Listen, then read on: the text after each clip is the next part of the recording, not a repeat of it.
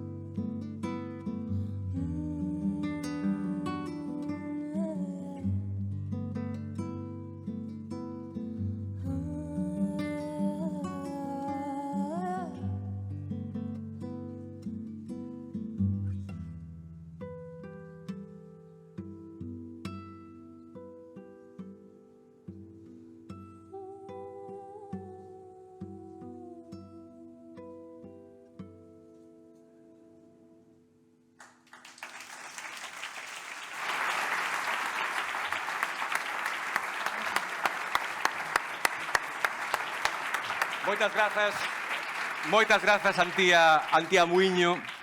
Despois volves, Antía. Sí, non? Vale, ben. Que fermosa maneira de comezar. Bos días a todas, bos días a todos, benvidas, benvidos. Aquí pon, eu nacín en febreiro de 1977. Prometo ser non moi longo para contarlles un poquiño de que vai esta historia que empeza así. Eu nacín en febreiro de 1977, o día 16. Uns meses despois, o 16 de decembro dese ano, eu tiña 10 meses, era un pequeno, dúas irmáns, 4 e 3 anos maiores, Enma e Raquel, unha nai mestra, un pai que traballaba no despacho a todas horas, E non sei eu se comentou moito na mesa aquel día mentres comíamos, aquel decembro de 1977, o acordo da Asamblea Xeral das Nacións Unidas polo que se nomeaba o día 8 de marzo como Día Internacional das Mulleres.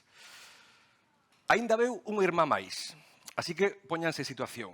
Eu son home entre 3 irmáns, miña nai, a que chaman Mitola, ten 3 irmáns, que son as miñas tías, Teté, Titi e Fina.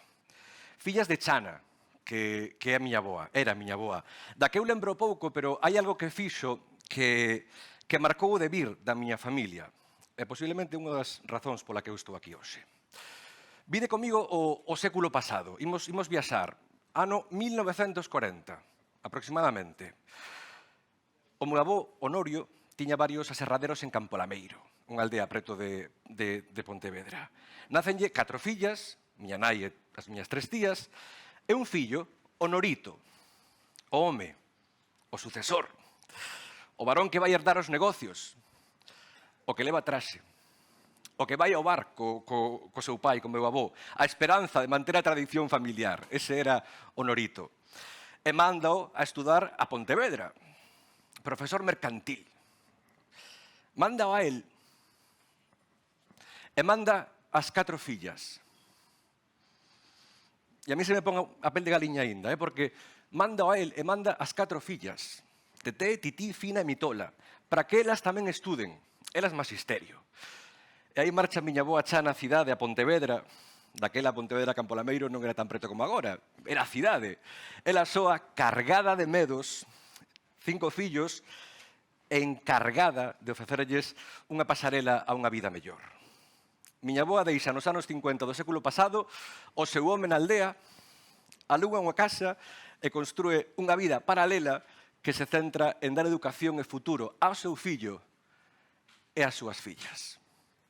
Aforro vos os detalles, pero Honorito morreu nun accidente de avión aos 20 e poucos anos, meu avó malvendeu todos os negocios, e a miña nai e as súas irmáns, e aí cambio o tercio da historia, foron 2 mestras e outras 2 convertéronse en amas de casa. Entre as 4 tiveron 25 cativos e cativos, un deles son eu e o resto son os meus curmáns. Eu non sei se polas cabezas dos membros da Asamblea Xeral da ONU aquel 16 de decembro de 1977 pasaron as súas aboas. Sempre son as aboas, sempre sodes as aboas as que encabezan e lle dan forma ao futuro. Quizáis é que saben tanto de vivir que nos deixan de herdanza loitas abertas. Porque hai aboas que non votaban, que calaban, aboas que traballaban como escravas. Ou, bendito sería, aboas escravas. Do mar e da casa, da finca e da casa, da horta e da casa, dos nenos, dos seus pais que coidar e da casa. Sempre da casa.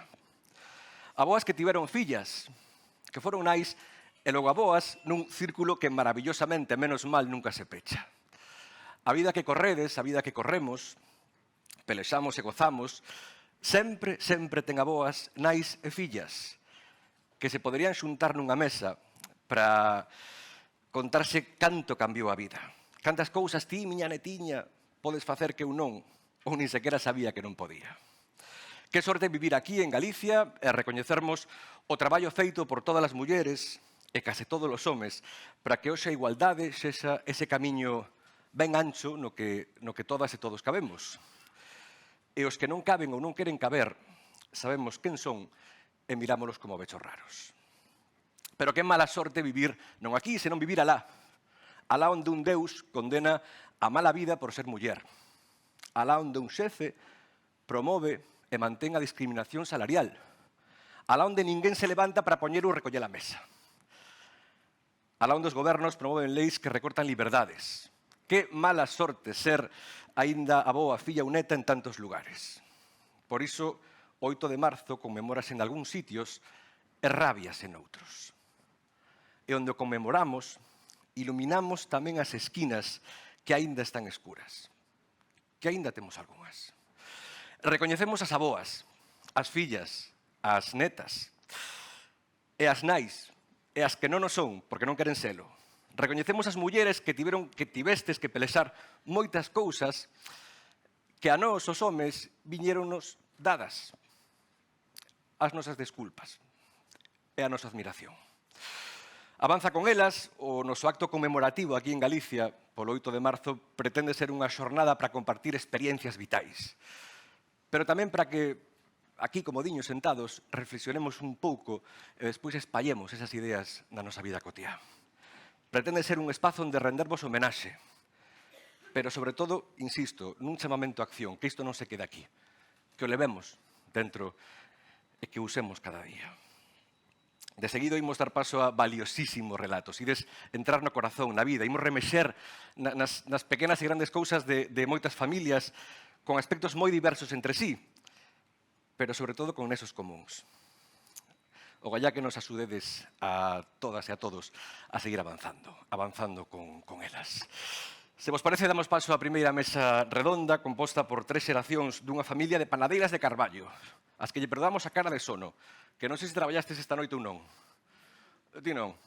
Algún así? Bueno, agora saberemos agora. Un aplauso, por favor, para Elida Mesejo, Encarna Alonso, Tania Suárez. Vide, por favor.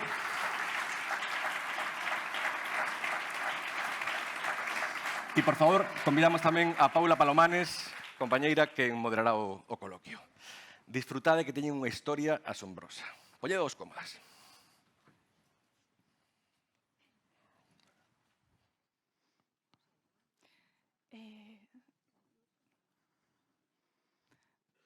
Onde está máis cómoda,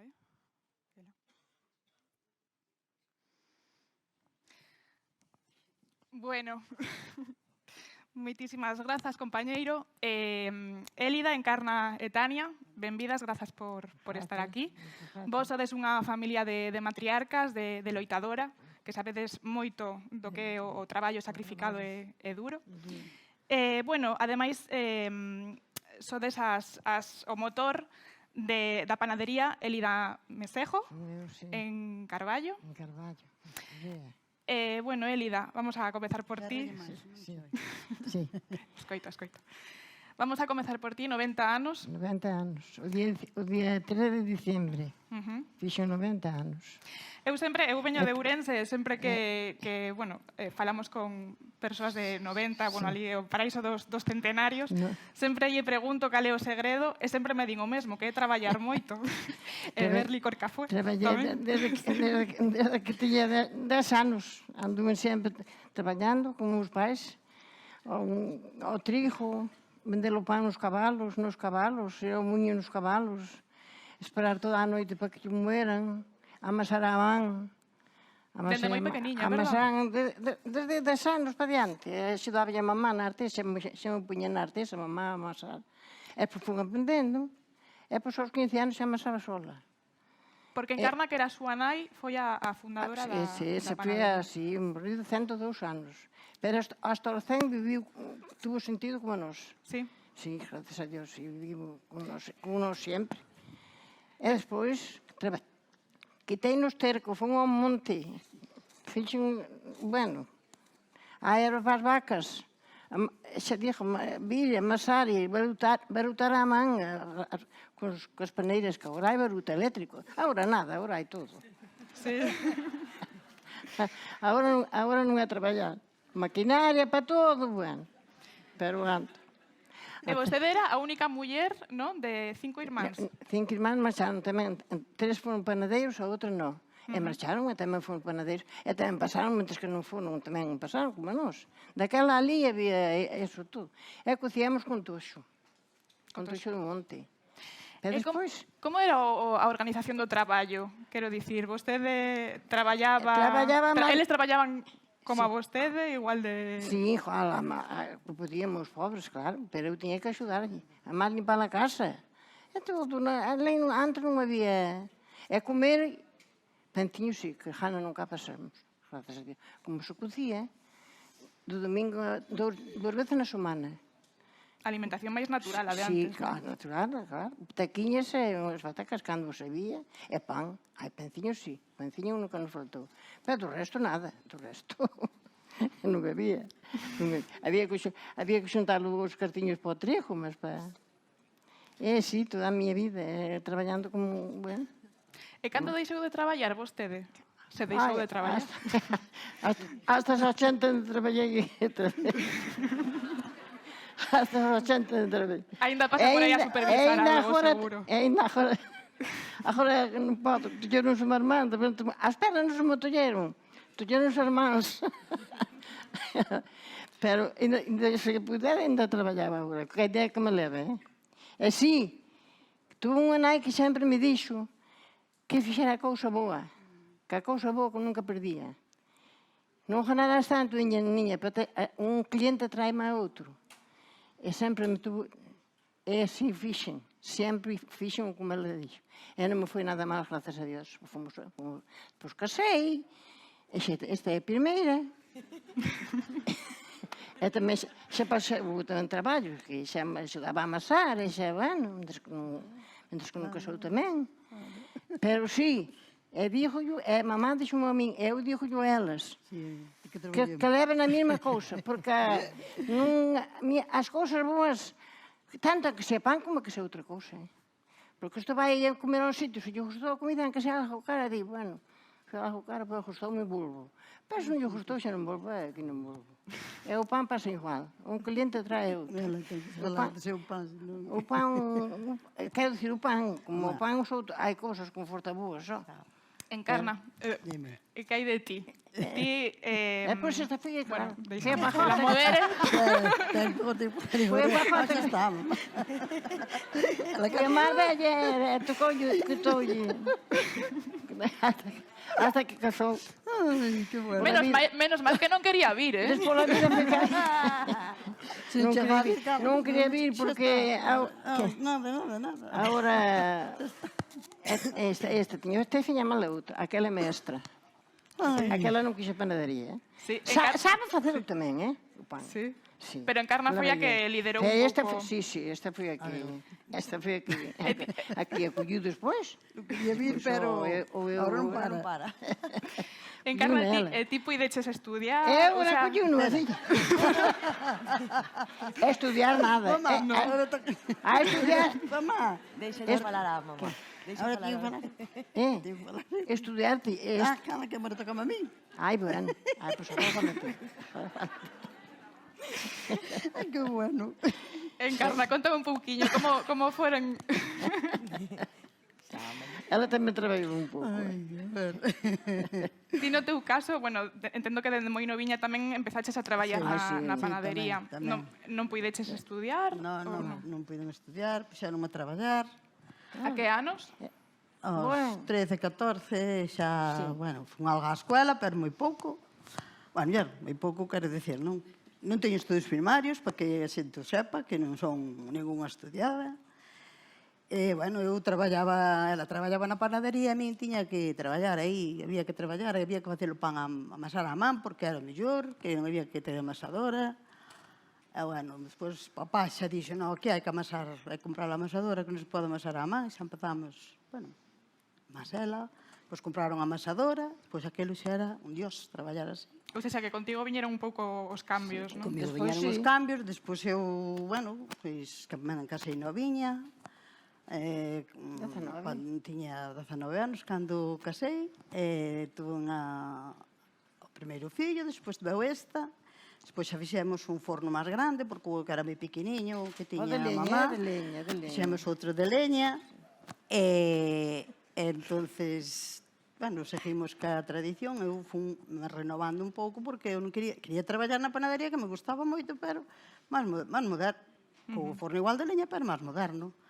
E seguín aí, despois quedei viuda, e xa seguín traballando sempre na panadería, cos meus fillos, con 3 que teño, todos saben facelo, non traballan así, sempre, na panadería, sempre traballando como... Sempre. Non me toca como a mí. Olí, la verdad. E non sei que recordas pois eso dos comezos, tiñas irmáns tamén. Sí, non sei se ti liderabas un pouco tamén. Eu somos 3 irmáns. Eu fui a que seguí na panadería, a miña irmán estudiou magisterio, meu irmán non quixo estudiar, foi traballar con meu marido, nunca quixo salir da casa, quería estar na casa, e, bueno, eu seguín co meu chollo, miña irmán axudoume sempre tamén, aunque traballa de magisterio, pero sabe facer o pan tamén, é mellor traballadora, e, bueno, aí estamos. O sea, que podemos decir que a vosa foi unha familia eso, de matriarcas, non? Sí, As mulleres sempre levaron un pouco o timón casa do traballo. sempre mandaban as mulleres. Sí. Pero gañaban o respeto traballando tamén. Claro, porque ganaban o respeto porque os homens marchaban. Sí. E as mulleres tiñamos que... Claro. Tania, ti que eres a máis nova, A máis nova. agora eres a que te encargas da... Agora son, si levo eu a panadería, sí. da panadería. E como crees que ten cambiado a situación? Non sei se crees que agora, pois eso, vendo un pouco o pasado a túa nai e a túa avoa, ti agora crees que se educa de xeito diferente aos irmáns e as irmáns no traballo para que todos... Sí, a ver, comparando as xeracións, pois sí, desde logo que sí. Incluso, a ver, eu na miña, aquí miña nai, ao principio, pois tamén era un pouquiño máis... Eu teño un irmán, un maior que home, pois era un pouquiño máis, pois facerlle nós, as mulleres. Pero, bueno, aí xa houve un cambio e despois xa cada un iba facendo as súas cousas, vale. E cando era, botando a vista moito máis atrás, cando erais eso, máis novos, ti na túa casa tiñas as mesmas liberdades que o teu irmán? Non, foi cambiando a generación tras generación, como digo eu. Eu para poder empezar a salir, tuve que salir con meu irmán, senón non podía salir. Xa. E miña irmán, por exemplo, que é menor que a min, levo eu 6 anos, ela xa puido salir cos seus amigos, cas súas amigas. Eu podía quedar, pero sempre estaba ca supervisión do meu irmán. A ver, foi evolucionando, claro está. E ti tes fillos? Teño 2, neno e nena. E agora tamén llevas a decir a túa nena que pode salir cando está o e de teu feito irmán? están os dous xuntos por alá, pero cada un está cos seus amigos. Sí? Pois esa que algo mudou. Tamén non? levanse moi pouquiño, entonces a diferencia de idade son 14 meses, entonces tampouco é o mismo. E, bueno, de momento ainda non salen, que son pequenos. Bueno, teñen 13, 12 anos, entonces non... Pero pouco que baixan cos amigos, pois sí. Eu quería preguntarvos se credes que, bueno, co paso do tempo, se os patróns van cambiando, se, bueno, Encarna, non sei que opinas Sí, ti. mellor, non van a cambiar. Teñen Sí. que cambiar. Penso que sí, que cambiou moitísimo. É mellor así que cambie, porque antes as mulleres non mandaban nas casas, non mandaban. Bueno, na nosa non. Bueno, pero en moitas non. No noso pueblo, porque miña abuela para ter a edad que tiña non saber ler e escribir, nese caso era avanzada. Ela non a manejaba os homes, que se quere dicir, sabes? Sí. Pues, a miña abuela tiña moito carácter para eso, para ela non manejaban así. Sí? Non. Hai algunha Pasa anécdota, que- non, da vosa abuela, así? Sí, eu teño moitas, pero unha delas teño que lle marchou ao marido da casa, ca filla pequena que tiña, a primeira filla, porque casouse para casa, entonces meu abuelo pois estaba sempre ca mamá, ela contaba, eu era pequena, eu acordo-me dicíame ela, bueno, a mí non me quere máis pa a cama, eu colle a miña filla e marcho para Montevideo para os meus irmáns. Sí. E dicía, eu, vela, por que marchabas? Porque estaba sempre con súa nai, Entonces, marchou para casa da nai, marchaba. Marchou ao final, sí. Ao final marchou para casa da nai. E o abuelo dix que lle choraba, bueno, aí arreglaron e dixi, vou para casa, pero quero mandar eu. Sí? Senón non vou. E cambiaron as Cambiaron cousas? as tornas. Ela Sí. mandaba e dicía, eu vou facer o que ti queiras, pero non me marchas, dicía. Sí? Contaba os dous. Era moi bueno eso. E non sei se vostede, pois eso, na educación agora dos seus netos, dá algún conselliño así para Sí que lograr esa ansia de igualdade. Díjolle que teñen que traballar os dous igual, a que recollan, a que fajan os dous o mismo. Díjolle os dous igual as mesmas cousas. Que lle dixo a nena, dígolle ao neno. Como ten que ser. Sí. E ti, Tania, agora que eso, que observas tamén a túa nai e a túa avoa, crees que elas cambiaron a súa mentalidade co paso do Sí, tempo? foi cambiando. En que o notas? E non xa solo non mandar, non? O típico, non? Isto... Pois para facer cousas, non? A hora de facer as cousas, pois xa non dá igual que as faga eu, que o meu irmán, que un home con a muller, non... Niso sí que foron cambiando moito, vai. Sí. Sí, sí. Bueno, non sei, chamame bastante a atención o tema da vosa bisaboa. Vos credes que ela foi unha precursora do... Foi unha persona moi traballadora. É moi busca vida de Dios. Ela buscaba a vida onde non había. Pero había que traballar, Sí? Con ela, así. E viña unha amiga a pon delas.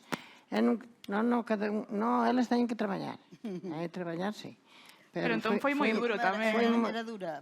Era moi traballadora. sí. E de 100 anos ainda cargaba as carretillas de leña. Sí? Sí, con 100 anos. Era... Ahora se vira a Era máquina de amasar non lle faría moita gracia, non? Sí, sí. Sí? Sí, eso sí. Sí, hai É máis o forno que puxemos, cando puxemos o Tamén- forno, di tamén- bendito sea Dios. Sí, tamén lle Dicía, cuido, bendito sea Dios. Cantos traballos pasábamos. Además, cando fomos á Eso era liña moderna, fábrica. eras máis moderna que a ti. Era, sí. Nese era máis Para moderno. ser- E cando fomos á Claro, fábrica, ti sí, cando ti fomos no. á fábrica a leña, despois fomos un señor que tiña unha fábrica, dixolle, mira, Ramón, ao meu pai, mira, non anda só todo xo. Tiña ali leña, non había que anar a comprar, claro, os panadeiros tamén non tiñan, éramos todos iguales. E douche algo a precio, había como 2 kilómetros ou máis. E o máis meu pai carxamos lá todo, carvaquiñas. A leña, os casqueiros, pero despois que empezamos a cocer xa non quixemos máis toxo. Despois era mel. Unha masa, xa non había que ir ao toxo. E había que escorrelo así, con as galletas na boca do forno para escoller unha galletada para botar a outra no forno. Me cago, non. E agora isto é unha alegría. Agora cocer é unha alegría, e vender tamén. Home, claro. Pero é como digo, Vender sobre todo. hai que facer cousiña boa. É o que lle diga a neta. Digo yo sempre. Digo yo sempre, niño. É así que, por agora, colleron maus patróns, agora daqui para diante. Xa vou aí a perder o sentido, tiño que perdelo, porque os anos son moitos. Bueno, é unha cousa, vos pero- podes claramente unha familia de matriarcas, pero non sei se na vosa contorna outras familias coas que tiverades relación, isto era parecido? Bueno, as familias... Había algo de todo. Había algo de todo. Pero agora, que as familias por netos e bisnetos, esos sí que estamos todos xuntos sempre. Todos os domingos comemos xuntos, sí. Fillos dela, netos, bisnetos. E me querenme todos. Tanto me queren os netos como os netos xa nada. E os bisnetiños igual. Estou moi estimada de todos. E tamén será porque vivo tanto tempo. E teño tanto sentido. Porque sinto falar, e hai cousas modernas, e o escoito, e paso ben. É unha cousa, Élida, para xa ir pechando a nosa intervención, non sei ti, a voz da experiencia nesta mesa redonda, non sei que consello lle darías aos mozos máis novos para camiñar hacia o que é a igualdade que cansamos todos. Mira, muller, claro, que leven o seu camiño, que estudiar é a primeira cousa, eso sí, os estudios, eso sí que debían facer todos. Pero na juventud tamén hai de todo. Tamén nos hai tiradiños porque non valen para nada. Claro, a mal os pais non teñen culpa, pero... Mi madre quería máis da juventud como está tamén. Mire, pero para que os nenos e as nenas no? Eu non... Sí, a ver, non sei explicar. Eu non entendo nada, non entendo gallego, o gallego bruto aínda, bruto. Nunca salín da casa para nada. Me cago na Abuela, máis. que consello lle darías aos nenos e nenas para que sean todos por un iguales, non haxa diferencia entre nenos e nenas, entre ser homes e muller. Que fagan todo igual. Que seden educados e que estudien. A educación é importante. E que teñan unha educación na casa, tamén. A educación da casa é a primeira, Moi ben. Bueno, pois...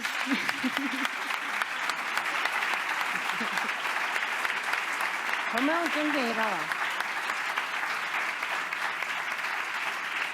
Pero claro, o que eu entendo agora, que agora os vellos non entendemos. Entendemos, pero hai que pasar, Hai que pasar, que moitas cousas entendemos. Eu entendo os protocos, gracias a Dios, pero estamos chegando agora tamén, normal, son os anos moitos. E dimos veciños, a ti ainda che faltan, te sabes como a tua nai, 100 anos. Se eu non 100 anos, como os irmãos Para morren. durar máis. Ojalá. Se teño o sentido que teño hoxe, bueno, se non quero morrer, sen sentido. Bueno, Elida, pasou uno ben. Pasou uno ben aquí, queres. Pasei no ben, pero Sí. nunca me vi nestes sitios, Mira, ves ao presidente da Xunta, ves todo. Hai o presidente que non polo Na televisión. televisión, ves? Na televisión.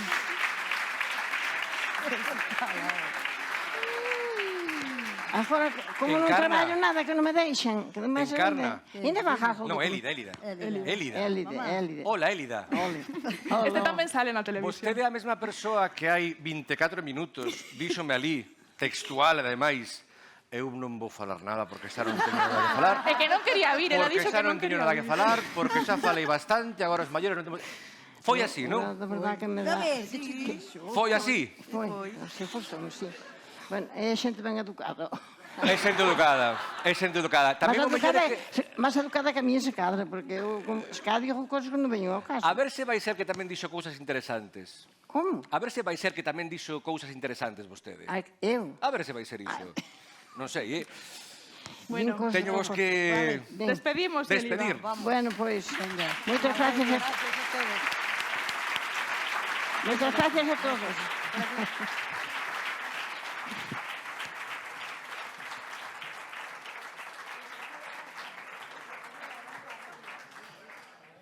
Eu estaba pensando nesa muller cando lle dixo eu volvo, pero se me deixas mandar. Non sei se lle deixaría mandar de verdade. Eso é... Deixoulle mandar de verdade. Entón está ben. Ai. Bueno, pois un pouco esta idea de avanza con elas. É que...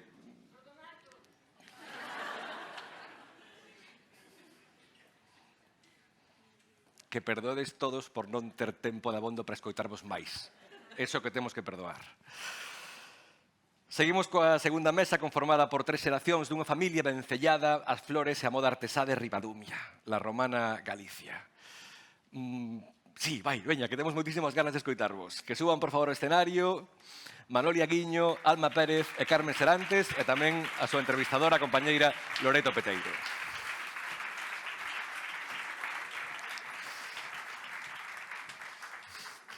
Tiñas 9 anos, non? Sí. 9, vale. De 90 a 9, non está mal. Bueno, bos días a todos. Bueno, imos comentar a historia de Manoli, Alma e Carmen. Manoli, Alma e Carmen, ubicamos. Bueno, antes de nada, permitídeme que felicite a Carmen, que me contou un paxariño que a semana pasada estiveches de aniversario e creo que esta fin de semana, se non me contou mal, tiveches unha festa, non é así? Sí. Bueno, cantos anos cumpliches? 9. 9 anos. Pois mirade, aquí está con 9 anos Carmen para contarnos, bueno, pois a súa historia acompañada da súa avoa e da súa nai. Imos empezar entón, se vos parece. Pois contando un pouco precisamente, bueno, cal é a historia. Manoli é a máis pequena de 3 irmás, fillas dun pai militar. Con só 5 anos foi vivir a Madrid e non volveu ao Grove ata os 17. Contanos, Manoli, como viviches esa infancia? Como a recordas? Muy feliz. Fui una niña súper feliz. Nunca en casa me faltó absolutamente de nada. Tranquila.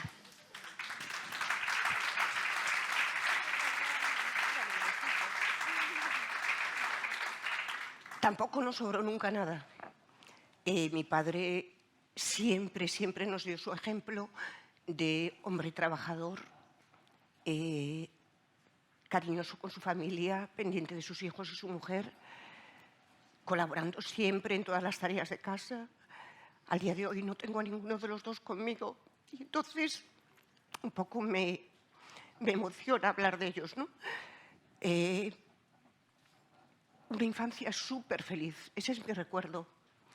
Vivencias, todas las del mundo mundial y más. Imagínate una niña de 6 años en una capital, o sea, acostumbrada a vivir en un pueblo, en Marín.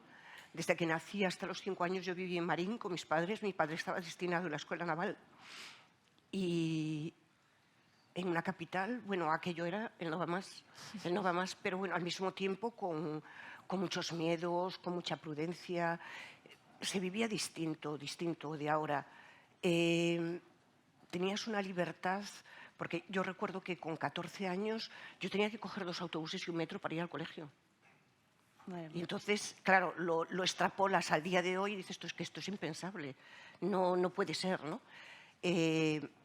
Pero muy bien, mis padres siempre nos dieron a todas la educación que pudieron darnos. ¿Sabes lo que noté siempre de diferente con los hombres? En el estadillo en el que nos movíamos nosotros, ¿no? En el estadillo militar.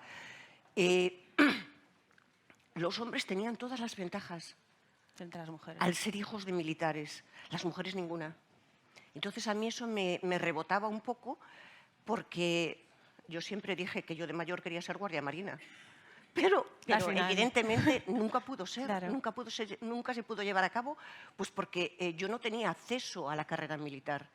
Entonces, de repente, ves ahora mujeres, guardias civiles, Policía Nacional, y bueno, es que yo babeo, de verdad, digo, bueno, han tenido una suerte increíble, pero en ese momento no podía ser. Un sueño frustrado. Sí, pero bueno, tampoco como para decir, bueno, me voy a quedar traumatizada por ello. No, pero bien. Estudiaches en Vigo, tamén en Pontevedra, pero Sí. bueno, estudiar en Santiago parecía algo impensable, non? Sí, en mi familia sí. Sí, porque realmente el que trabajaba era mi padre, el que aportaba el dinero era mi padre. Mi madre era la que llevaba la economía de casa, ¿no? Pero solamente trabajaba él. Después empezaron muy jovencitas mis otras dos hermanas a trabajar y bueno, ahí sí como que se veía que había un poco más de dispendio, ¿no? Como de alegría a la hora de poder gastar, pero moderadamente, ¿no? Porque mi madre para eso era un poco... Sí. Bueno, toda a túa vida dedicáchela a traballar e a túa familia. En que Sí. momento puxeches por diante, bueno, o teu caso e a túa relación tamén co teu marido? Pues, si te soy sincera, en el momento que nacieron mis nietas. Cuando nacieron mis nietas, hasta ese momento vivíamos única y exclusivamente para nuestros hijos, para su educación, para que no les faltara de nada, porque siempre hemos trabajado los dos. Y bueno, siempre he encontrado, evidentemente, la colaboración de mi marido absolutamente en todo, en todas las tareas, todas. Y entonces, por eso te digo, empezamos a pensar nuestra vida en común como pareja ya como acoplada. Hay que decir también que yo me casé muy joven, me casé con 19 años. Bueno. Y bueno, llevamos 40 y tantos años casados, qué friolera de tiempo. Y, Mejor no echar el tiempo. claro, mejor no pensarlo. Y entonces, pues, nos hemos acoplado más como pareja desde que tenemos nietas, porque nuestros hijos ya no dependen de nosotros, ¿entiendes? Entonces, los críos estos pequeñajos, bueno, y las otras dos mayores que Sí, están por que ahí, están por ahí acompañándonos. sí, están por ahí, es un revulsivo para nuestra vida en un momento determinado de tu vida, ¿no? Pero como pareja, te dedicas más tiempo cuando ya no tienes otra preocupación, ¿no? Y entonces, por eso te digo, cuando nacieron ellas. Bueno, penso que é unha reflexión precisamente tamén importante o feito de falar de que, bueno, de que hoxe en día aínda se xulga, se cuestiona o feito de que haxa mulleres que compatibilizan, non, eses proxectos persoais e profesionais, bueno, restando quizáis un pouco de exclusividade, non, o cuidado deses fillos, pero, sen embargo, é verdad que esa vara de medirnos non a teñen os homes. Entón, bueno, sí que é certo que a día de hoxe pois, é algo que aínda chama atención. Non sei se vos tamén vos fixades nese detalle que, sobre todo, que nos afecta moito as mulleres, o feito da conciliación, non? Sí, yo lo veo, me fijo mucho, nosotros vivimos en Pontevedra, y me fijo mucho que cada vez se ven más papás con carritos y menos mamás con carritos, ¿sabes? Entonces, yo me dedico a la rama infantil y bueno, te digo, cada vez ves más papás traer a los niños al cole y menos a las mamás. Las mamás a lo mejor vienen a recoger, ¿no? Entonces, como que se organiza la familia de otra manera y eso, la verdad, que a las mujeres nos beneficia. Seguimos contigo, Alma. Encontraste coas vivencias da túa nai. Que nos podes contar ti dos teus inicios nos estudos universitarios?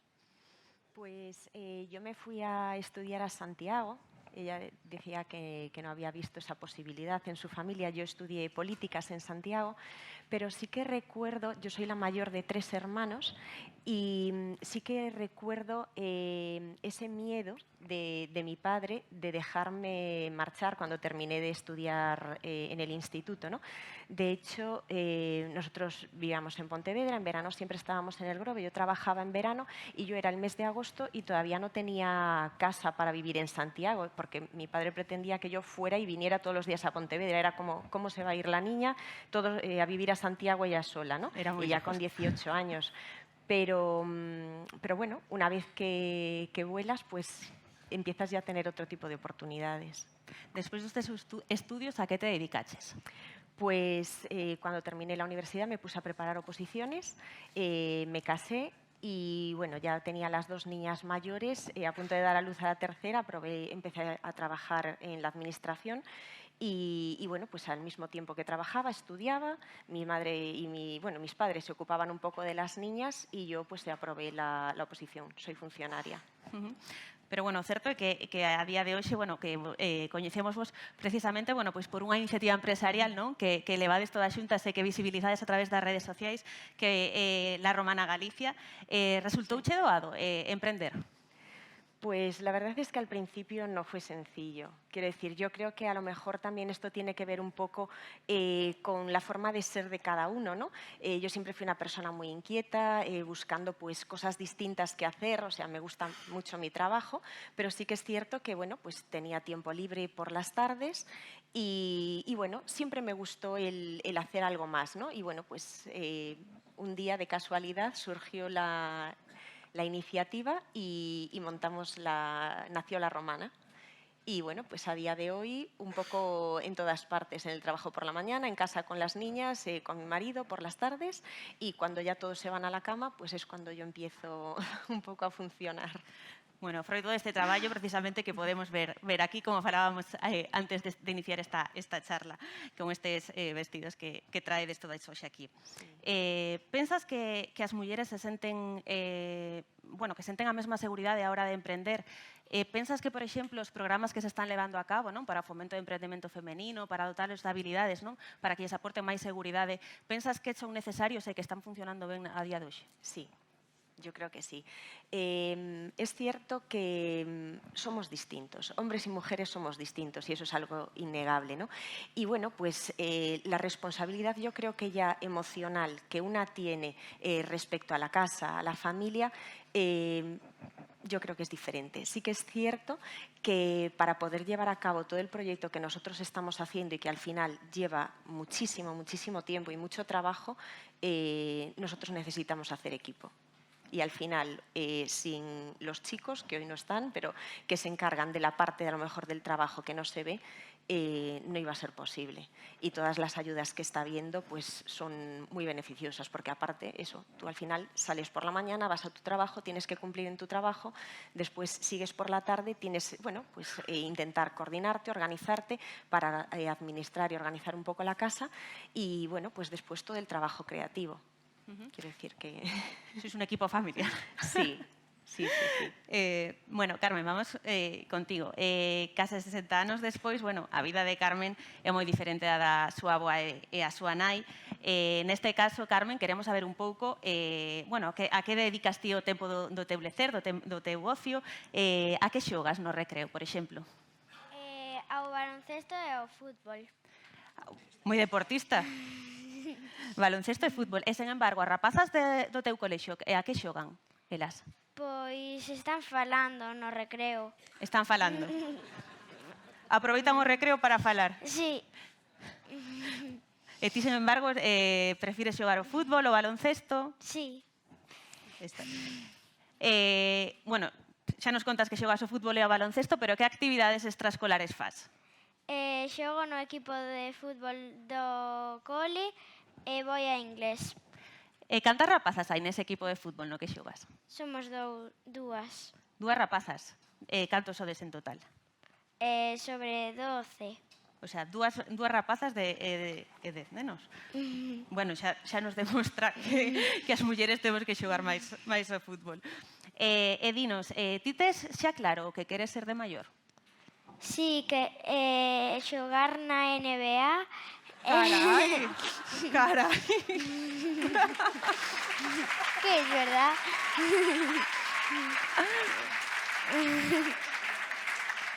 Pois vas ter que entrenar moito para chegar aí. Estás Sí. disposta? Sí. Bueno, tes un soño. Que máis queres? Tamén quero traballar nun bar con meu primo Pablo. Nun bar? Pero son dúas cousas moi diferentes. ¿El bar lo vais a montar entre los dos o cómo va a ser? Sí, entre los dos. A ver, contanos. Non penses nos que están aquí. Estamos falando de ti. Lo íbamos a montar nosotros. O bar? Sí. Ai, sí? Sí. Xa tedes unha idea? Como queredes que sexa ese bar?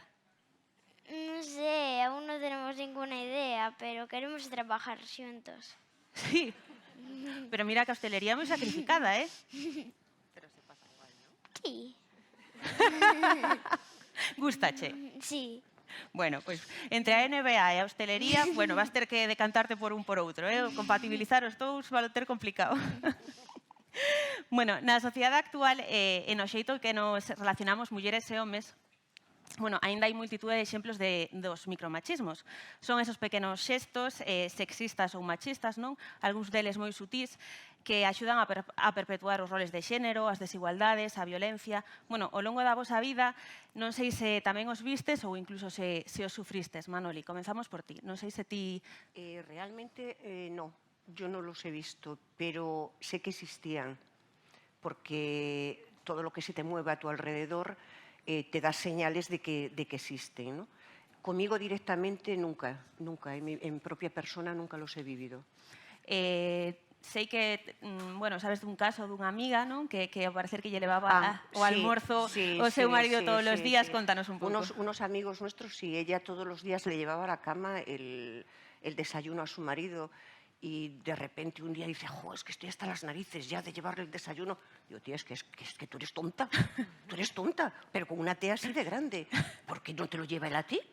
Me dice, no, es que no sabe cómo funciona el microondas. Digo, bueno, pues entonces aquí hay un problema de fondo que tienes que solucionar tú. Porque si no lo solucionas tú, olvídate.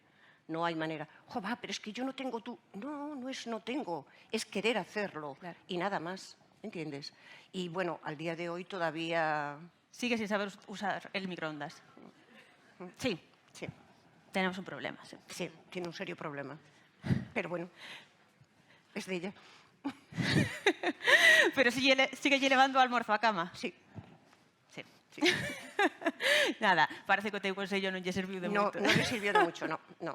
Insiste nese caso, eh? A ver se consigue que sepa como funciona o microondas. Bueno, es que no es mi problema, no es mi casa, ¿sabes? Entonces cada uno gobierna la suya y yo me quedo con lo que tengo, de verdad. Y muy Cousas bien. completamente diferentes. Bueno, Alma, o teu turno. No teu caso, como vías esa corresponsabilidade na casa dos teus compañeiros, das túas amigas, dos teus amigos? A ver, la verdad es que yo creo que se ha evolucionado mucho, ¿no? Y a día de hoy, bueno, pues entre todos intentamos hacer las cosas. Pero, bueno, yo el ejemplo que tengo en mi casa, la verdad es que yo siempre vi hacerlo todo por igual. Quiero decir, yo recuerdo siendo niños, mientras mi madre hacía la cena, mi padre nos bañaba, mi padre nos recogía en el colegio y mi madre iba a hacer la compra. Y a día de hoy, bueno, pues eso yo fue lo que aprendí, lo que me enseñaron y yo lo que hago en mi casa. Pero sí que es cierto que sigue habiendo desigualdades. Muchas veces porque nosotras mismas lo permitimos. Quiero decir, al final es cuestión de, no sé, de hablar, de intentar hacer todo un poco entre los dos, pero sí que yo reconozco que tengo, bueno, pues parejas de amigos en donde yo sigo viendo que, pues eso, el fin de semana, pues él se va de viaje o va a hacer deporte o va no sé qué y al final quien va a hacer la compra se queda con las niñas, hace las tareas de casa, hace la comida, prepara una cena con amigos, al final siempre es ella. Y bueno, no quiero decir que esté bien o que esté mal, ¿no? Pero, no sé, es como que no... Al final, pues si lo hacemos todos juntos, lo disfrutamos entre todos. O sea, que ti tes casos cercanos de falta de esa, non? Cada vez menos, pero lo sigue habiendo. sí. No teu caso, ademais, bueno, chama a atención porque ti non o viviches de pequena. No, quiero decir, y en casa de mis abuelos incluso, mi abuelo faltó siendo yo bastante pequeña, pero yo siempre recuerdo que entre los dos, pues que, bueno, intentaban hacer las cosas. A ver, al final a uno se nos da mejor una cosa, a otros otra, intentamos repartirnos, ¿no? Pero sin mayor problema y sin decir, haz tú esto porque yo ya hice lo otro. Quiero decir, al final es sumar. Volvemos a túa faceta de emprendedora. Sabemos que un dos grandes retos que temos por diante é acadar esa plena igualdade, non? Vencellada ao ámbito do mercado laboral. Pensas que é importante que as mulleres formen parte activa, non, dese mercado de traballo e que a administración, sociedade, tecido empresarial sigan destinando recursos, non, a combater esa desigualdade e, bueno, a conseguir esa plena igualdade entre homes e mulleres no mercado laboral? Sí, desde logo que sí. Máis necesaria que nunca. Bueno, ti, desde o teu punto como emprendedora, non sei se nos podes contar un pouco como ves e se crees que precisamente hai esa desigualdade, non, entre o emprendemento da muller e o home. Bueno, yo lo que te decía antes, yo creo que es un poco más de forma de ser, de iniciativa, de ganas de hacer cosas, de quitarte a lo mejor miedos y confiar y tirar para adelante. Porque al final, bueno, pues siempre hay cosas que te atan, otras responsabilidades que tienes que crees que no vas a poder asumir y que no vas a poder ser capaz. Y al final, bueno, yo creo que es un poco eso, perder el miedo, tirarse a la piscina e intentarlo.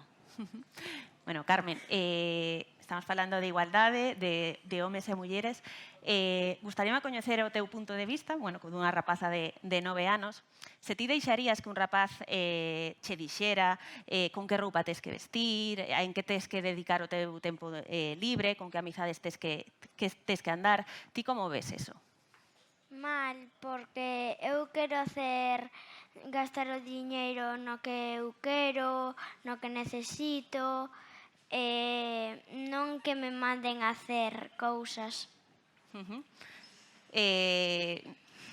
sea, ti tes a túa paga, se tiveses a un rapaz que che dixera tes que gastar os cartos que che dan nesto, ti que lle dirías? Que opinarías sobre eses comentarios?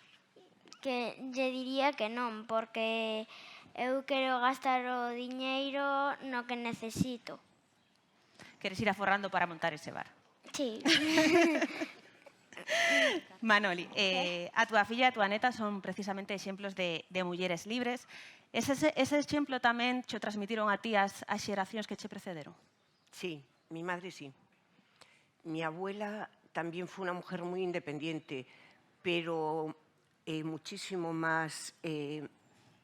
vamos a ver, el caso de mi abuela era un poco una mujer de las que se llaman viudas en vida, ¿sí? Sí.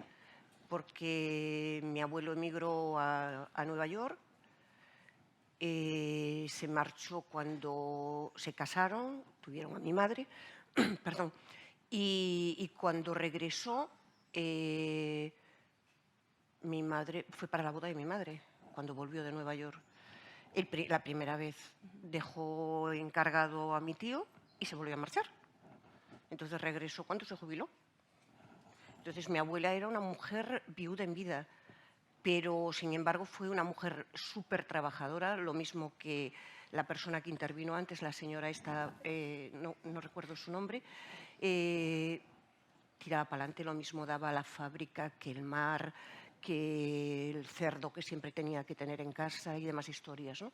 Entonces, de alguna manera, mi madre nos transmitió a las tres que éramos autosuficientes para hacer absolutamente lo que quisiéramos y emprender.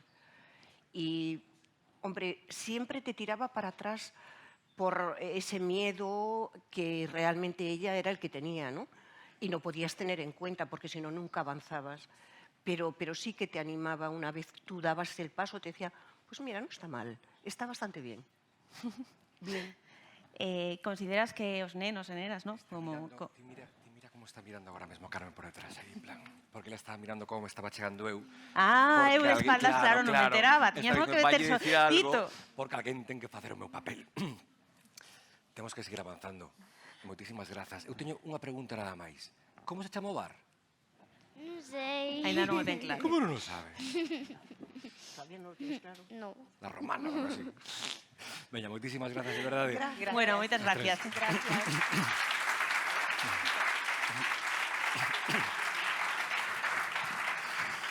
Pero mirade unha cousa, cando dixo que ela quería ser guardamarina, pero que nin se plantexou, esa posibilidade, todos, seguro que todas e todos pensamos, ai, pero cando a pequena dixo que quería xogar na NBA, non vos pasou que pensade realmente que pode chegar a xogar na NBA? É brutal o cambio, é brutal e maravilloso. Temos aí unha familia máis, non da NBA, pero ten que ver coas pelotas tamén. 3 mulleres que aman o fútbol, concretamente, e que se digo o nome agora do voso equipo, os que son doutros, imos estar lío. Non o dicimos. Sí que hai, sí que hai, claro. E eu que son do Pontevedra que teño pouco que dicir aí, pero claro, o resto. Geli, Marían e María, por favor, bons días, acompañadas da compañeira xornalista Eva Vázquez.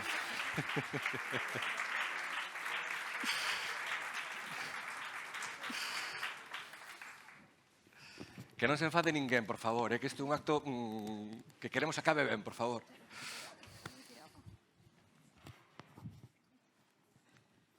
Bueno, hola, bos días.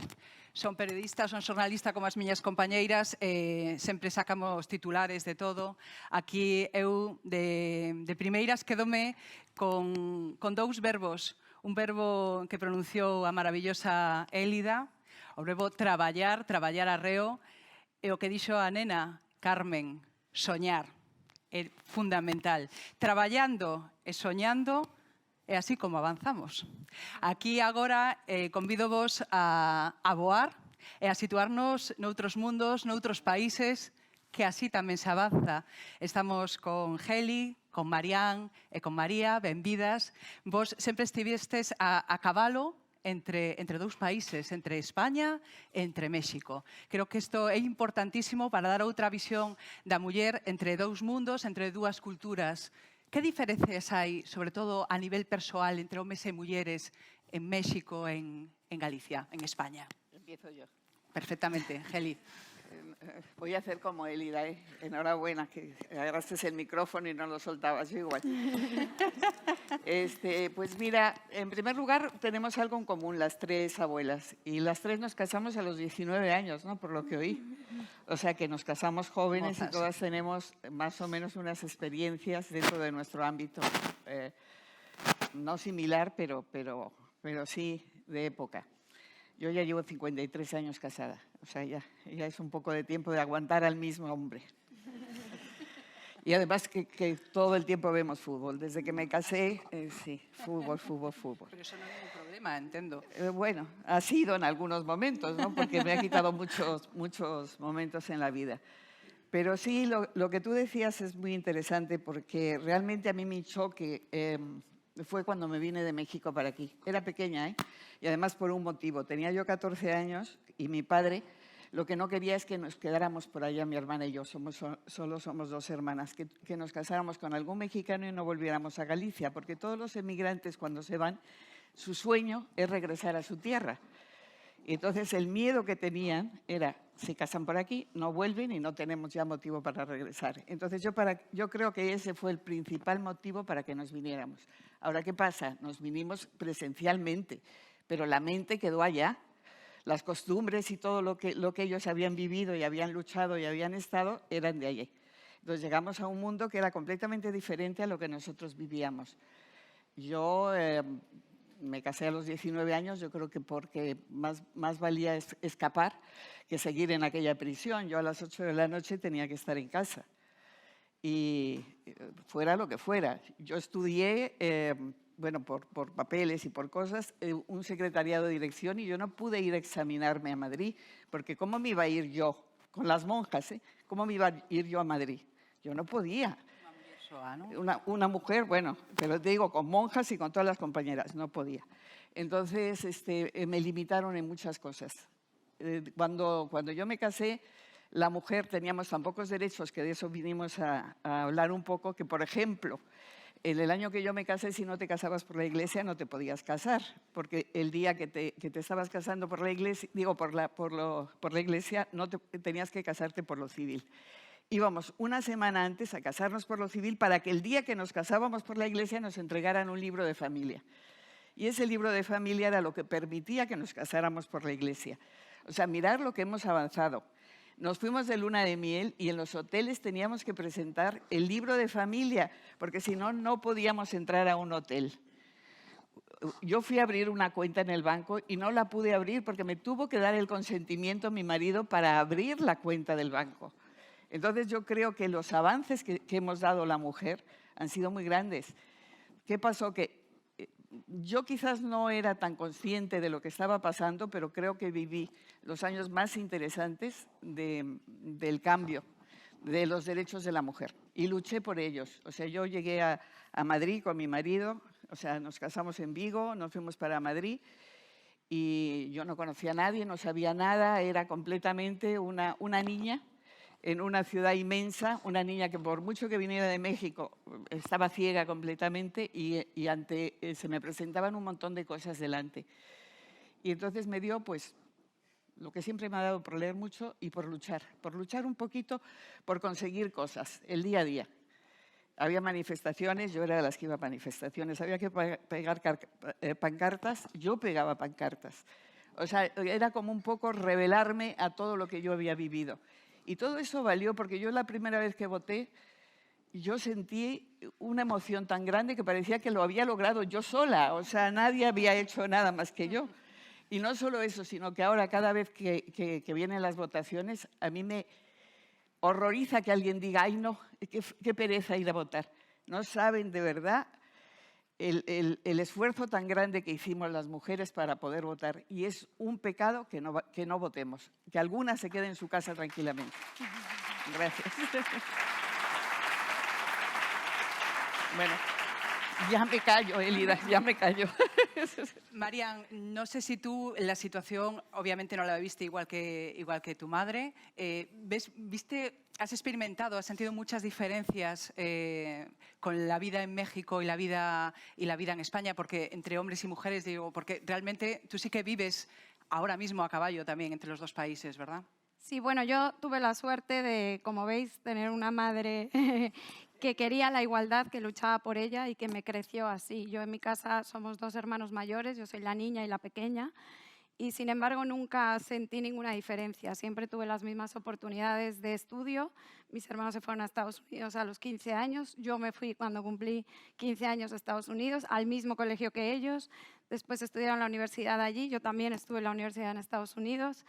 Y la verdad es que nunca sentí esa diferencia en la educación. Sí es verdad que en mi entorno y alrededor veía que mis amigas pues, no vivían en esas mismas oportunidades que yo, ¿no? Ellas no se podían ir a estudiar o sus papás no las dejaban viajar solas. Bueno, y yo sentía que, pues no entendía un poco por qué, pero bueno, yo la verdad es que creo que la educación es importantísimo en casa. Para acabar con esa desigualdad y que crezcamos todos sabiendo que podemos tener las mismas oportunidades, que nos tenemos que formar. Tampoco se vale por ser mujer tener que tener más derechos, al contrario, es que es un tema de igualdad y un tema de prepararse muchísimo, estudiar muchísimo, trabajar muchísimo para pelear en este mundo de hombres y mujeres. ¿Tienes la sensación, Marian, de que las mujeres tenemos que esforzarnos igual mucho más por demostrar nuestra valía como mujeres? Yo creo que tenemos que prepararnos mucho y trabajar mucho en nuestra autoestima y seguridad, porque sí que he estado con muchas mujeres que me dicen y me preguntan, pero tú, bueno, sobre todo más en México, ¿no? Cuando vas a una reunión de solo hombres, ¿cómo no te sientes o cómo te atreves a hablar o cómo viajas con ellos? Bueno, incluso me han preguntado si mi marido me deja viajar con ellos y yo digo que pues no le pregunto, ¿no? Pero bueno, que sí también es un tema de educación y de trabajar en nuestra seguridad y saber que aunque estés en un entorno de hombres, de mujeres o mixto, tienes que ser tú. Y cuanto más preparada estés, más segura vas a estar de poder participar y de poder aportar, ¿no? Bueno, vamos con la más joven, con María. Es verdad que sois distintas décadas, distintas generaciones y lo vivís de una forma también muy intensa, ¿no? Una abuela luchadora por los derechos de la mujer, una madre que compite en igualdad con los hombres. Es verdad que ahora salta un poco que en la juventud siguen habiendo problemas de desigualdad, ¿no? De hecho, es algo que un tanto alarmante, como entre los jóvenes a veces se está humillando y tratando mal a las mujeres. ¿Cómo lo vives tú? Sí, añadiendo un poco a lo que estaba diciendo mi tía Marianne, yo creo que mucho es la educación y ahí es donde veo mucho la diferencia entre México y España, porque aquí las mujeres ya dentro de su familia y de una casa ya estudian, están preparadas, trabajan y es un 50-50 en casa, cosa que en México siento que todavía no pasa. Sí estudian, pero no tanto para trabajar o al menos no esperan trabajar en un futuro. Más bien siento que crecieron educadas para casarse y atender en su momento a su pareja y a su marido y a su familia, etc. Y siento que romper con eso, con lo que creciste, si te fue educado así toda la vida y fuiste creciendo con eso, llegar a un punto en el que tú, por ti misma, te des como ese, no sé cómo decir, empujón de tú sola puedes y no tener que estar dependiendo tanto, incluso económicamente, de tu pareja, es como muy difícil de romper, porque en México la educación sigue siendo un poco más así y lo veo muy distinto. En España, al menos en eso ya no tanto. Y eso. Bueno, el apellido Mourinho está, digamos, ligado 100% al fútbol. Y yo voy a decirlo, ¿por qué no?, al Celta. En un mundo... Yo me apellido Terrazo, no Mourinho. Mourinho son ellos. Vale, bien. Eso está bien la apreciación. No obstante, son muchos años ya casada con un Mourinho, ¿no? Sí, eso sí. Bien. Realmente el fútbol históricamente siempre ha estado muy vinculado con la masculinización, digamos. ¿Cómo se vive con las mujeres? ¿Quién lo va a decir? Por ejemplo. Yo quizás sea la que menos puedo hablar porque yo Después de 53 años. Odio el fútbol. O sea, yo empiezo... Eso es un titular, ¿eh? O sea, empieza un partido de fútbol, porque en mi casa es mañana, tarde y noche. Si está mi marido en casa, se ve, aunque sea de tercera regional Z. Y entonces yo leo mucho. O sea, agarro el libro y que vea. Y no sobre fútbol, entiendo. No, nada que ver con fútbol. O sea, que hablen las que están más involucradas con el fútbol, yo no. Bueno, yo creo que sí, históricamente el fútbol es más masculino porque lo han jugado mucho más tiempo los hombres, pero bueno, hay que ver a las aficionadas, ¿eh? Son mucho más ahí entregadas, impulsivas y a mí dame más aficionadas que aficionados, ¿no? Y bueno, y ahora estamos viendo toda esta emergencia del fútbol femenino que también es un ejemplo y que está demostrando que dan igual de espectáculo y que tienen las mismas oportunidades. Y después, a nivel de estar involucrados más en la dirección y la gestión, yo creo que quien hoy piense que dirigir o estar en un equipo de fútbol es saber que es un fuera de juego, pues está muy equivocado, ¿no? Y un equipo de fútbol es una empresa que tiene que prepararse, que es competitiva, que además tiene procesos, tiene mucha gestión y la dificultad de la presión mediática, social y de que cada fin de semana pues, te analizan de cómo ha ido tu gestión casi que semanal, ¿no? Que eso no lo hay en una empresa convencional. Pero sí es verdad que hoy en día yo creo que cualquier hombre o mujer puede dirigir un equipo y puede estar involucrado en un equipo de fútbol. Una última pregunta. ¿Qué retos creéis vosotras que nos quedan a las mujeres por conseguir en este mundo en el que igual hemos tenido ya muchas oportunidades, las seguimos teniendo, pero todavía no existe la igualdad al 100%, ¿verdad? Tú, María. Sí, solo iba a decir que y también las mujeres sabemos que es un fuera de juego. Punto y aparte de dirigir. Sí, no debe sorprender que igual sepamos. Carmen va a jugar en la NBA, claro. Ya estamos cada vez más involucradas en el deporte, que han sido por mucho tiempo categorizados como masculinos. Y yo insisto también en lo de la educación. Siento que es uno de los más grandes retos porque, como decía también antes, que empieza en casa. Entonces es muchísimo desde un principio hacerles saber a todas las mujeres que somos iguales, que debemos de tener los mismos derechos, no hacerlas sentir en ningún momento como menos, y a los hombres también. Yo tengo 2 hermanos y en ningún momento hacerles sentir a ellos como más, ni que merecen más, porque somos exactamente iguales y debemos de crecer así. Bueno, yo creo que un poco en la misma línea, la educación en casa, la preparación y después quitarnos un poco esa presión de que tenemos que hacerlo todo. O sea, a mí me da un poco de miedo, de preocupación que ahora las mujeres sintamos que tenemos que ser hasta mejores y tenemos que trabajar y tenemos que atender a los niños y además tenemos que estar bien físicamente y cocinar bien y preparar una cena divina para tus amigos y dices, bueno, tampoco nos metamos tanta presión, que cada una decida. Lo bueno es tener la igualdad de oportunidades, pero no tampoco la obligación de estar, porque si ahora no trabajas parece que tampoco eres mujer, ¿no? Es súper respetable trabajar en tu casa, atender a tus hijos, y si eso te realiza como persona y como mujer, adelante y aplausos. O sea, tampoco nos presionemos porque tengamos que llegar arriba y todas ser consejeras o todas tener empresas. Yo creo que es un tema de igualdad de oportunidades, ¿no? Y esa presión también hay que quitárnosla, porque si vemos que yo en mi entorno ya con mujeres que ya estamos en cargos más de responsabilidades, como que vas, que no te da el día y no llegas porque quieres atender un poco a todo. Y aunque tengas esa parte que creo que es vital, que es una pareja que te entienda, te comprenda y te ayude y puedas trabajar en equipo con tu pareja, pues que tengas esa decisión de querer subir o no subir en tu puesto, quedarte en casa, combinar, conciliar. Debe ser una decisión igual de libre que cualquier otra, ¿no? Bueno, muchísimas gracias a las tres. Son las tres muy... A verdade é que as tres moi inspiradoras. Onte, cando me falaban deste acto, pensaba nunha muller ao longo da historia que fose inspiradora, e pensaba en vos, por suposto, e veu unha cabeza Frida Kahlo, que creo que tamén ten moita relación con vos polo tema mexicano, que para min é unha muller, por enriba de todo, foi unha muller libre.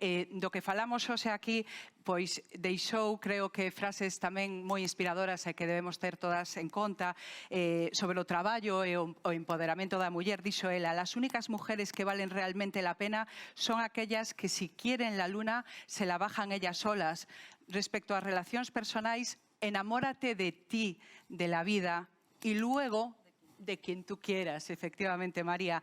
Y sobre los retos, decía, tan fugaz es nuestro paso por este mundo que solo me deja tranquila el saber que he sido auténtica, que he logrado ser lo más parecida a mí misma. Y hay una última, que con esta me quedo, que dicía Frida Kahlo que nada é máis valioso e máis fermoso que un sorriso. E con eso quero quedarme. Co sorriso teu, Geli, co teu, María, co teu, Marián, co de Élida, co todas as mulleres que estiveron hoxe con nós, co todas as que estades aquí. Que sigamos adiante, que avancemos, sempre cun sorriso, pero creo que hoxe é o día dedicado a todas esas mulleres que penso que, sen deixar o sorriso dun lado, intentamos construir un mundo máis igualitario, máis libre, en definitiva, un mundo mellor. Moitas grazas.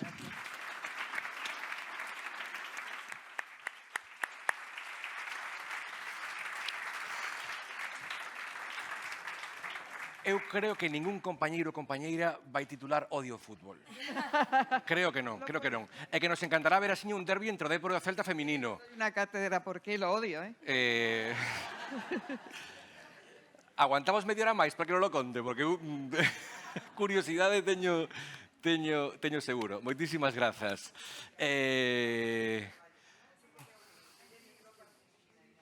Claro, é que encantaríamos a todos estar aí escoitando a ver que falan, non? Bueno. Temos que poñer unha... Sí, que escoita, sí. Tens que quitalo. Pero sí que temos que xerar un formato entre as tres e escoitalas moito. Don Alfonso Roda, presidente da Xunta de Galicia, encantaríanos moitísimo, por favor, que nos contase parte das súas impresións.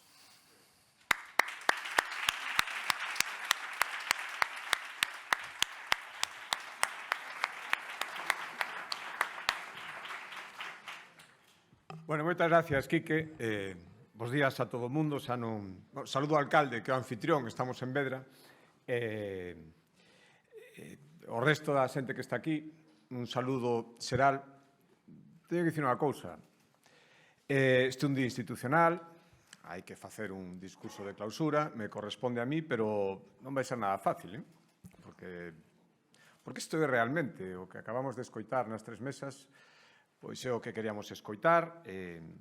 Algúnas cousas me decía aquí que contar as miñas impresións. Vou intentar facelo, teño aquí unhas cifras. Despois me van a botar unha bronca por non decir as cifras, pero creo que hoxe é un día para outra cousa. Por lo tanto, o que quería decir é, primeiro, gracias ás 9 mulleres, as 3 xeracións de mulleres que creo que representan perfectamente o que é Galicia, que somos moi variados. Podía haber outras moitas representacións e mulleres que merecían estar aquí, pero creo que foi unha moi boa representación de onde vimos, como fomos evolucionando e hacia onde vamos. Creo que era exactamente o que queríamos transmitir. Por lo tanto, eu aquí vou a falar non como presidente da Xunta, ou tamén como presidente da Xunta, pero tamén, hoxe especialmente, intento facelo sempre, pero hoxe especialmente como fillo dunha nai coraxe, ademais, porque a miña nai ten moito mérito en moitas cousas, esposo dunha muller tamén coraxe, todas as cousas porque me leva aguantando a mí 23 anos, pai de dúas fillas de 18 e 20 anos, que sempre me confundo, 18 e 20 anos, se levan un ano e un mes, por lo tanto, si as mezclo en 2 anos seguidos, se enfadan moito, porque, sobre todo a pequena, que di que desoben, e moi futboleiras tamén, o siento, Geli, porque saliron cada vez máis, ademais, e me encanta que sexa así. Sobre todo como iso, non? E entonces, pois, con eso te das conta do que estaba dicindo, de como cambiou Galicia, e de como foi evolucionando, e de como se foi construindo a Galicia entre todo o mundo, e, polo tanto, tamén e especialmente entre as mulleres. Outra cousa é que a toda agora fóramos conscientes de todo o que as mulleres fixestes. Dende, efectivamente, as viudas dos vivos, decía Manoli, hubo moitas viudas de vivos en Galicia que construíron Galicia, cando os homes estaban fora, estaban na emigración, estaban no mar, non estaban na casa. Elas eran as que se encargaban de levar adiante as familias, ás veces con axuda que os homes mandaban, ás veces sin ninguna axuda. E tamén o facían. E tamén viudas de verdad que tuveron que tirar adiante de familias moi grandes elas solas, de pioneiras que hubo dende hai moito tempo. Sempre falamos, e creo que vou falar de referentes que empezaron cando todo era difícil. Si sigue sendo difícil agora, hai que imaginarse o que sería hai 200 anos. E había referentes, había mulleres que facían cousas que, acabamos de escoitar como se nos contaba en tempos moito máis recentes o difícil que era todo, pois imaginadvos hai 150 anos no século XIX, o que fixo Pardo Bazán, Emilia Pardo Bazán, o que fixo Concepción Arenal, o que fixo Isabel Zendal, que a recordamos hai pouco en órdenes, era moi difícil, todavía máis difícil naquela época, e se estaban ali. Evo tamén recordar eses referentes, por suposto a eses miles e miles, centos de miles, millóns de mulleres que durante todos estes anos, de xeito anónimo, construíron Galicia. Aquí acabamos de ter, como decía, 9 exemplos perfectos. E vimos como cambiou o mundo. E tamén vimos unha cousa, por contar unha impresión, que seguro que coincide con xente que estuvo aquí, escoitando as 3 aboas, despois te explicas perfectamente por que as fillas tamén tiran para adiante e por que as netas van a tirar para adiante. Por lo tanto, aí me encanta que se vexan as familias xuntas o que entender a evolución a través das mulleres das familias, de como evolucionamos e como evolucionou Galicia, e quedan moitas cousas por facer, por suposto. Aquí siga habendo unha fenda salarial inexplicable a estas alturas, e a siga habendo, e non é pequena, casi un 20% de media entre o salario que cobran os homes e que cobran as mulleres por igual traballo, non na administración, afortunadamente, ou polo menos non coa intensidade coa que se dá nas empresas privadas. Se sigue dando, eso é certo que conseguimos mellorar bastante iso, pero a día de hoxe non é de recibo, nin é normal que polo mesmo traballo as mulleres cobren menos que os homes. Seguimos tendo moitos estereotipos e arquetipos que moitas veces os homes interesadamente, non digo que contribuamos a construir, pero tampouco facemos demasiado porque non se manteñan. Tamén hai cambios de mentalidade que as propias mulleres van facendo pouco a pouco. Creo que todo eso aí queda todavía moito camiño por percorrer. Por suposto, a violencia machista, creo que avanzamos moitísimo, pero queda moitísimo por avanzar aí tamén. En todas as súas vertientes, non cando se produce un asesinato, que é a peor vertiente de todas, pero hai moitas formas de violencia machista, ás veces moi escondidas, ás veces moi crueles, e creo que en eso hai moito que avanzar. Todo iso tamén é igualdade, igual que igualdade que calquera nena poda, como nos contaba Carmen, facer o que lle peto, que lle gana. Pois o mellor xoga na NBA ou ten un bar, ou pode facer as dúas cousas, e se organiza ben, quen sabe. Pero ten que facer o que ela queira. En eses campos onde todavía costa moito que as mulleres entren, todas esas carreras de ciencias, con todo o talento femenino que hai en Galicia, creo que nos estamos perdendo unha enorme oportunidade de que as mulleres, as nenas, as que empezan agora a estudiar, as que están estudiando, non entren en todos esos campos onde hai moitísimo futuro e onde non ten moita explicación, ou sí, probablemente, e moitas responsabilidades, que haxa menos dun 10% de mulleres en determinadas carreiras, en determinados ámbitos profesionais. Aí hai un problema de raíz e, dende logo, respetando o dereito, por suposto, de elección de calquera, do que quere estudiar, do que quere facer, do que quere traballar, creo que aí temos un problema que temos que intentar erradicar entre todos. Esta é a segunda parte que quero dicir. Isto é unha cousa de todo o mundo. Non é unha cousa só das mulleres, non é unha cousa só dos homes, non é cousa de ningún partido político. Isto, cando escoitas por aí, darnos leccións de feminismo ou de igualdade uns a outros, eu creo que é un erro.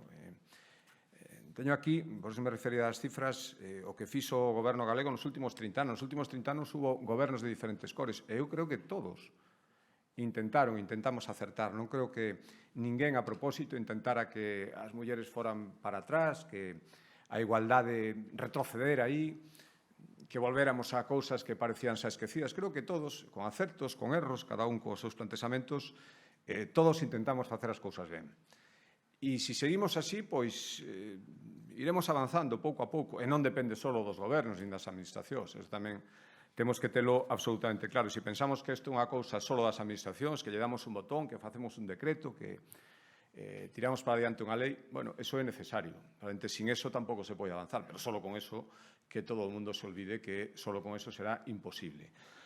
Por lo tanto, nós teremos que ser uns aliados máis, a quen lle toque en cada momento. A min agora, no futuro estará outra persoa, olla que este unha muller. Isto depende de todo o mundo, cada un cos seus plantexamentos. E se coincidimos no principal, en que queda moito por facer, en que se fixo moito, en que hai que ser valiente, hai que telo claro, hai que apoiar as mulleres que falan con valentía, que nos contan as cousas, nos damos conta. Eu estaba escoitando a Élida e todo o mundo estaría pensando o mismo que eu. Como cambiaron as cousas? Afortunadamente. Pois cambiaron en moi pouco tempo. Porque Élida ten 90 anos, pois non hai tanto tempo para según que cousas. E ela viviu todas esas cousas, e as viviu a súa filla xa para menos, e a súa neta xa moito menos afortunadamente, e o mismo lle pasou a familia de Marián, e o mismo lle pasou a familia de Manoli, as cousas foron mellorando. Por lo tanto, isto é unha cuestión de todos. Seguro que hubo políticos durante todos eses anos que tomaron decisións máis ou menos acertadas, pero todos intentamos acertar. Isto, verdad que creo que isto é unha das claves, o que me corresponde decir a min, e se son capaz de que se entenda que isto non é patrimonio de ninguna forza política, nos irá moitísimo millor. Hai que destinar recursos, é certo. Eu creo que non é cuestión de cartos, pero os cartos tamén son importantes para facer estímulos, para convencer os empresarios que teñen que darlle oportunidades ás mulleres, para ofrecerlles máis formación, para ofrecerlles máis liberdade, en definitiva. Aí os recursos públicos tamén son importantes, senón o mesmo investir unha cantidade que investir unha cantidade maior.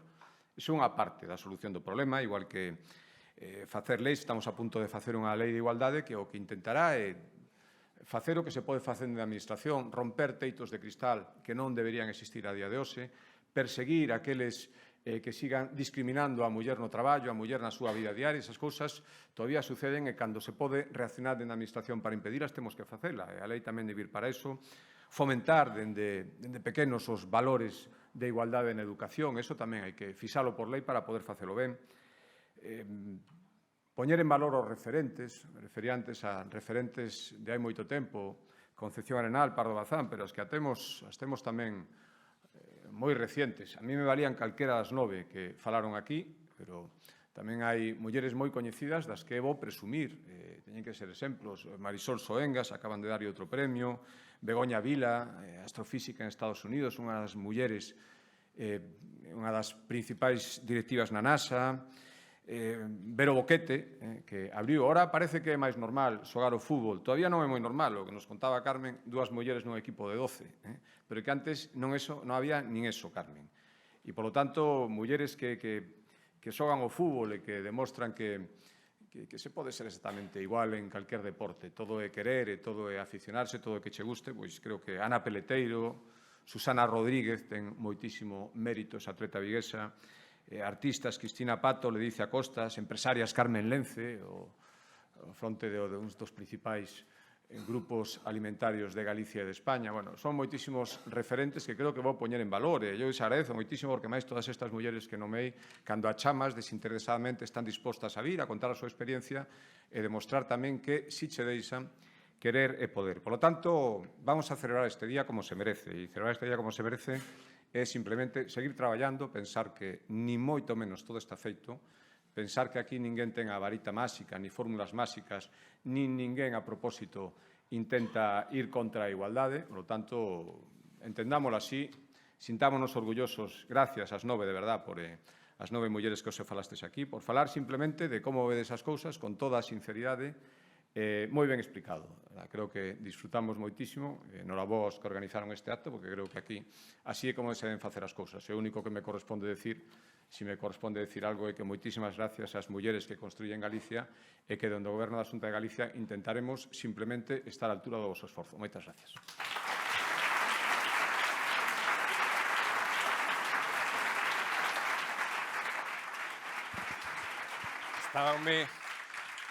Estabanme picando as miñas compañeiras. O presidente non lle ves interromper, claro. Foi xusto no tempo, ademais, moitas grazas. O que sí teño que pedir é que volva a subir, porque non me dou tempo a pedirlo. Porque, sabedes o que pasa? Conquistastes tantos nosos corazóns que estou seguro que todos e todas queremos unha foto con vos. Entón, apetecevos? Sí? Vale, imos facer, se vos parece, unha primeira así institucional, oficial, e logo xa vos pedimos máis, vale? Así que, por favor, ás 9, subide, e voulle pedir ao presidente da Xunta e a conselleira de Igualdade, por favor, se nos acompañan para esa foto. E así vanse preparando tamén todos os compañeros cámaras. Veña. Axudo vos, non?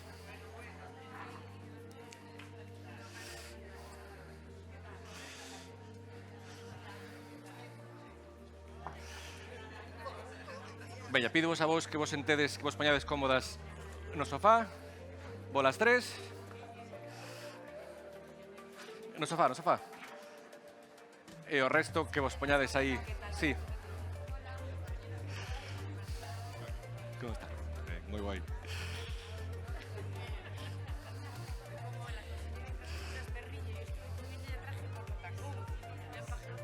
Que tal, Javier?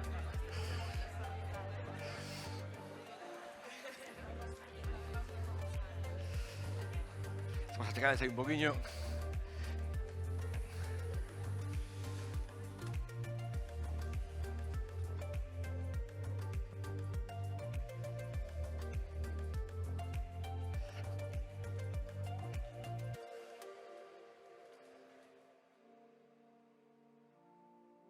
Canto nos gustan as caras, vai.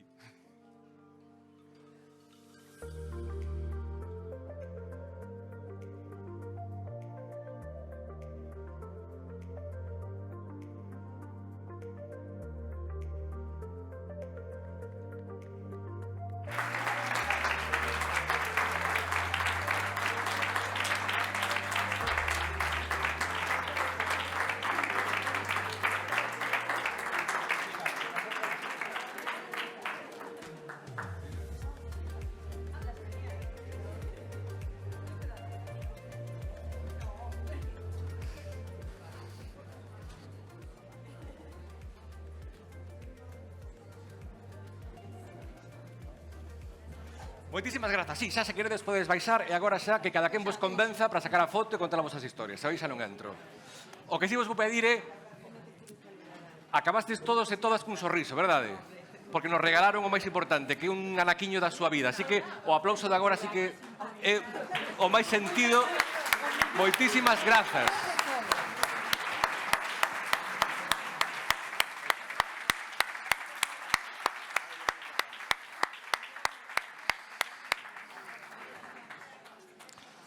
Porque nos revolvestes un pouquiño tamén o interior e iso é de agradecer. Agora sí que vos teño que pedir... Estou todo o día pedindo eu que se movan dun sitio a outro. Porque Antía está por aí, non? Antía, eu creo que o mellor que podemos facer, se che parece, é que soltemos unha bágoa así disimulada por todas as emocións que nos fixeron sentir acompañados da túa música. Paréceche? Sí? Moitísimas grazas.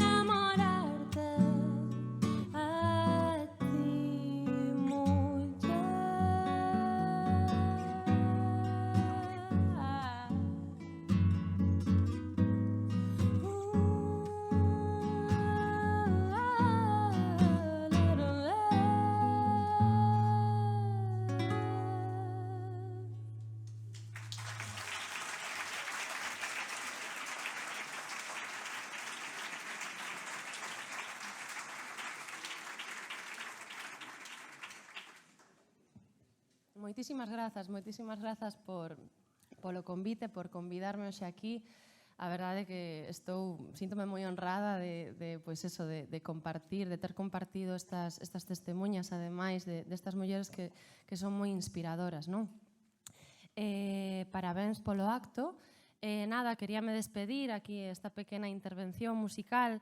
Estes dous temas son os temas que forman parte do meu primeiro disco, Carta Aberta, pero para este acto, para este día, quixen compoñer unhas coplas que falan diso, de nós e da nosa luita. Así que, nada, adico bola a todas vos e agardo que vos guste.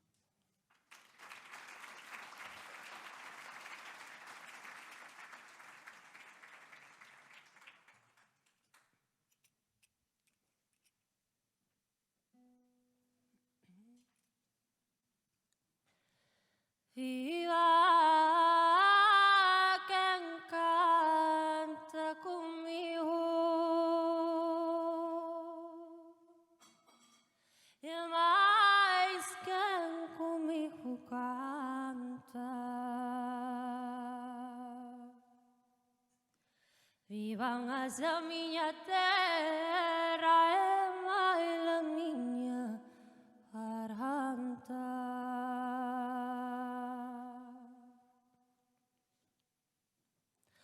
Ai, compañeiriñas todas, xuntai as vosas gargantas, que o peso da humanidade no noso ventre descansa.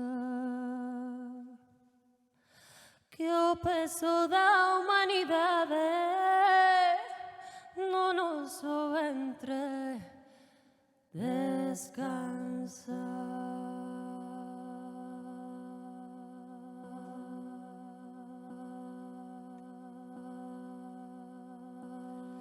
E cantemos e bailemos e berremos a unha soa voz. E cantemos e bailemos e loitemos con seu corazón. E digamos non calemos os abusos e as sen razón. E loitemos e calemos aquelas bocas que duden de nós.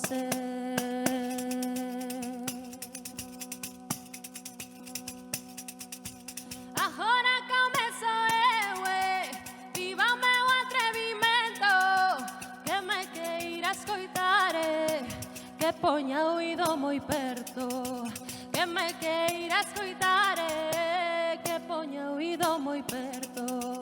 Sexamos unha súa luz que emerxa dende as entrañas, sexamos sangue doce que alimente a esperanza. Ai, sexamos sangue doce que alimente a esperanza. Ai, elele, ai, elele, ai, elele, ai, elele, ai, elele, ai, elele. E cantemos e bailemos e berremos a unha soa voz. E cantemos e bailemos e loitemos cun só corazón.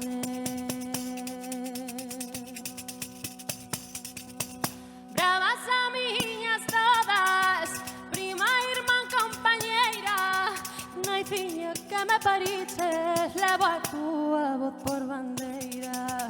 Naiciña que me pariches, levo a túa voz por bandeira. Ai, compañeiriñas todas, xuntai das vosas gargantas, que o peso da humanidade no noso ventre descansa. Que o peso da humanidade no noso ventre descansa. Ai, elele, ai, elele, ai, elele, ai, elele, ai, elele, ai, elele. E cantemos e bailemos e berremos a unha soa voz. E cantemos e bailemos e loitemos cun só corazón. E digamos non calemos os abusos e as sen razón. E loitemos e calemos aquelas bocas que duden de nós. E aquelas bocas que duden de nós, aquelas bocas que duden de nós.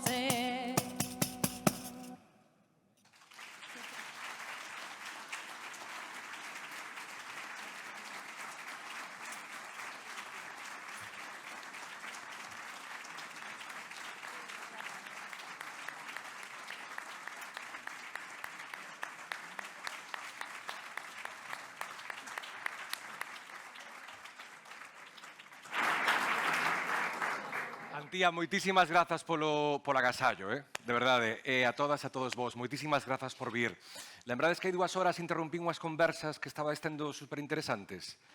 Vale, pois agora podedes continuar con convite. Moitísimas grazas. Bicos.